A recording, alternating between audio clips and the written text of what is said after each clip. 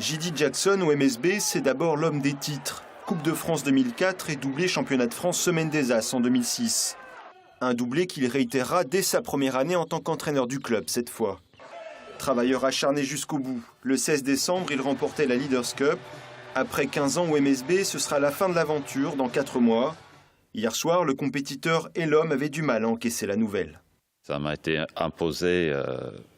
Voilà, c'est le club qui veut surtout, d'après ce que je comprends, aller dans une autre direction. Je n'ai pas trop eu d'explication ce que ça veut dire, mais à la limite, peu importe, pour moi c'est terminé. Je voulais continuer, surtout encore une fois, je suis beaucoup investi non seulement sur le groupe en place, mais aussi avec certains jeunes joueurs.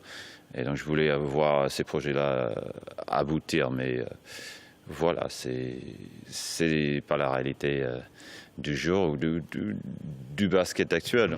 Cet après-midi à Antares, les joueurs du club rendaient hommage à leur entraîneur. C'est une légende ici, ça fait 15 ans qu'il est au club, donc voilà, c'est une fin de cycle et c'est toujours un peu surprenant. Ce qu'il a en plus, c'est surtout des échanges qui sont très, on va dire, très sain avec ses joueurs et dans la confiance, et ça c'est à haut niveau, c'est rare, c'est-à-dire que moi j'ai un coach en lequel j'ai confiance à 300%. L'annonce du départ de JD Jackson a quelque peu déstabilisé le groupe, mais pour les joueurs, pas question de laisser tomber, ils veulent continuer sur la lancée de la Leaders Cup. J'espère qu'on va encore gagner quelque chose avec lui avant la fin de l'année. Et puis, même s'il part, on doit garder nos objectifs en tête, faire preuve de réalisme et finir la saison en beauté.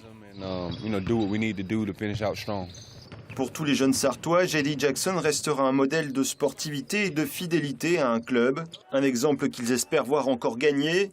Pourquoi pas le titre de champion de France 2013-2014.